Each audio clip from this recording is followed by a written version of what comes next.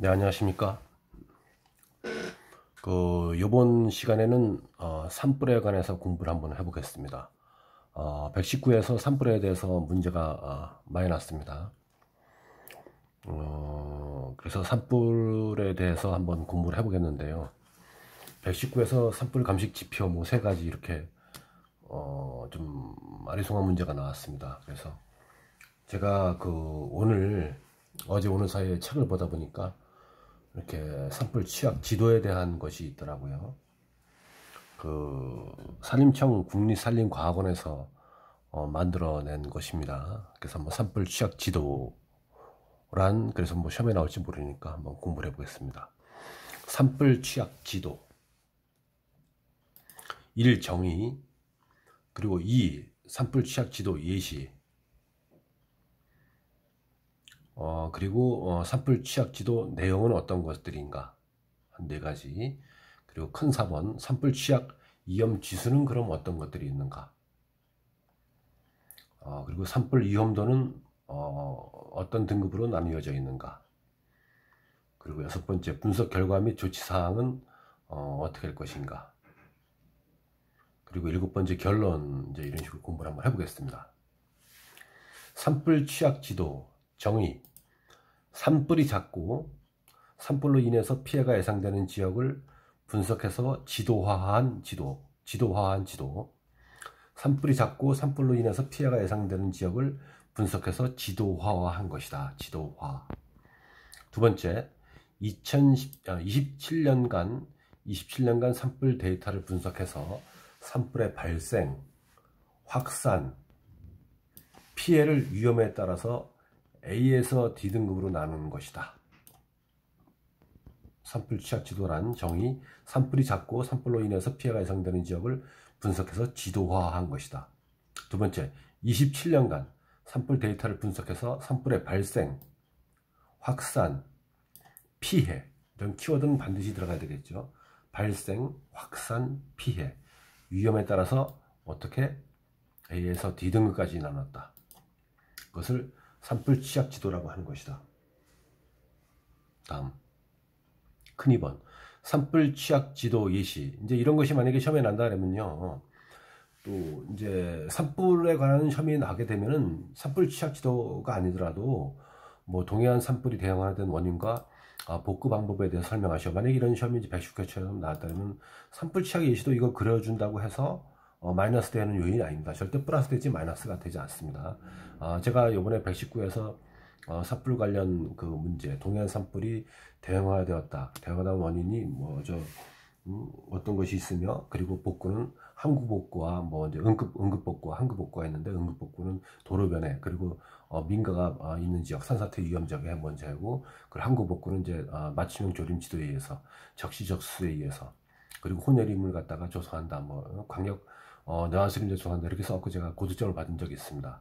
그러니까 산불 관련 문제가 나온다면 지금 이렇게 산불 취약 도면, 이런 것들을 산불 취약 지도, 강원도 강릉시 예시, 이런 그림을 그려준다고 해서 마이너스 요인 되지 않습니다. 자, 그러면 산불 취약 지도에 대해서 한번 공부를 한번 잠깐 어떤 거 보겠습니다. 자, 이것이 이제 강릉시의 이제 예시입니다. 강릉시. 이제 강릉시가 바닷가 이쯤 됩니다. 바닷가 여기가 강릉시, 이제 경포대쯤 되는 것이죠. 여기 경포대. 이쪽이 이제 대관령에서 이제 넘어온 것입니다. 평창 대관령에서. 근데 밑으로 가면 이제 구정면, 왕산면, 그리고 성산면, 이쪽이 되는 것이고요.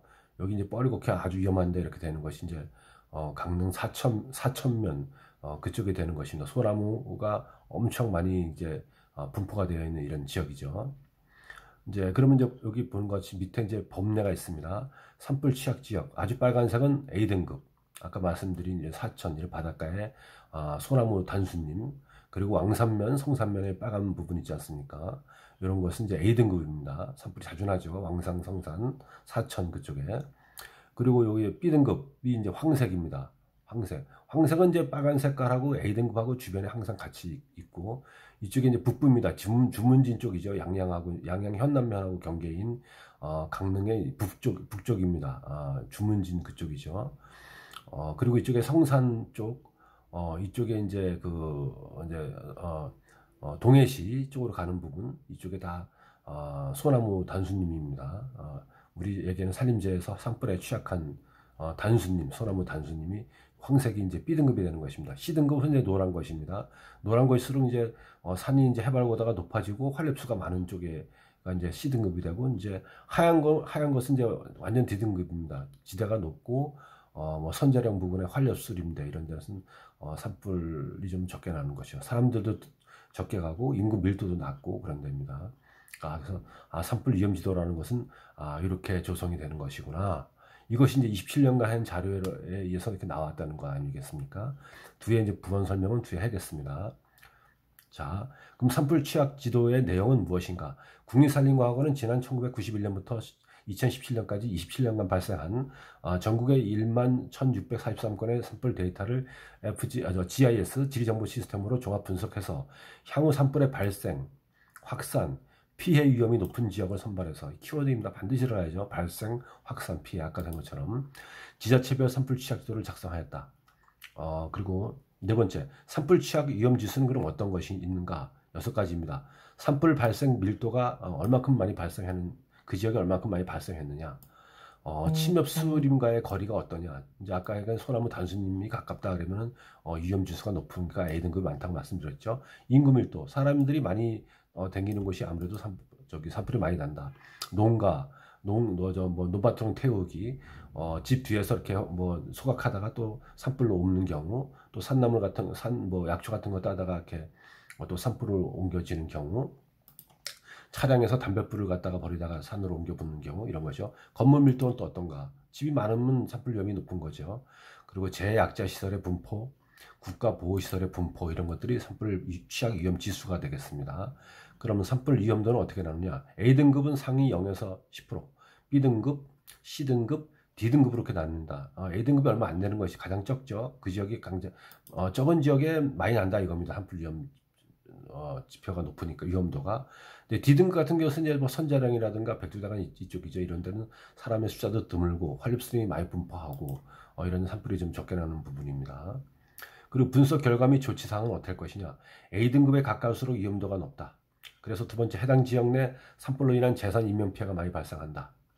산불 감시원에 효율적으로 배치해서 활용할 수 있다. 아까 이런 부분에 이제 빨간 색깔이 많이 있는 부분이죠. A등급 이런 데는 산불 감시원도 더 많이 배치를 해야 되는 것이죠.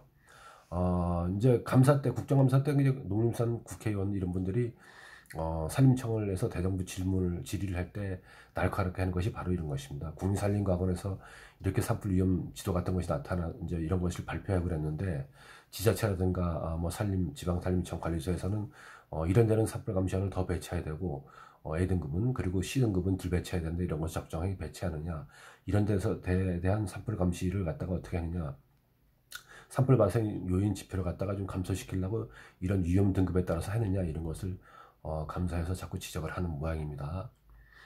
그러니까 이제 과학원에서 이런 지도를 만들었으니까 우리가 10분 활용을 해야 되겠습니다. 그 산불 감시원의 효율적인 배치에 활용할 수 있다. 집중적으로 배치해야죠. A등급에는 산불 조심 기간, 입산 통제 및 등산로 폐쇄 구역 선정한다. 이런 것은 당연한 것입니다. 빨간 지역의 A등급에는. 자, 진화 차량이라든가 헬기 산불 취약 지역에 점진 배치했다가 산불이 발생하게 되면 곧바로 끌어가게 되면, 산불을 진화하게 되면 시간을 단축할 수 있으니까 초기 진화가 할 수 있는 것입니다. 6번째, 빠른 시간 내에 진화가 가능하죠. 우리가 초기 진화라고 합니다.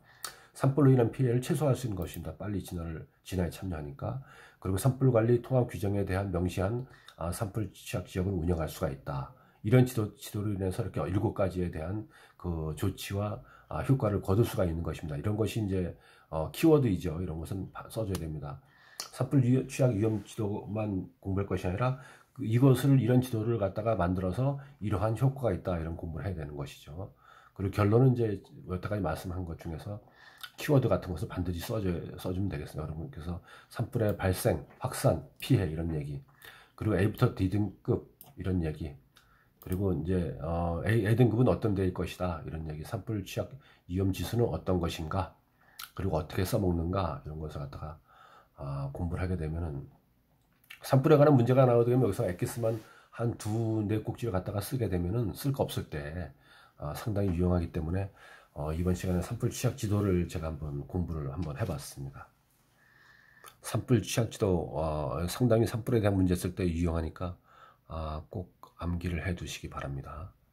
감사합니다.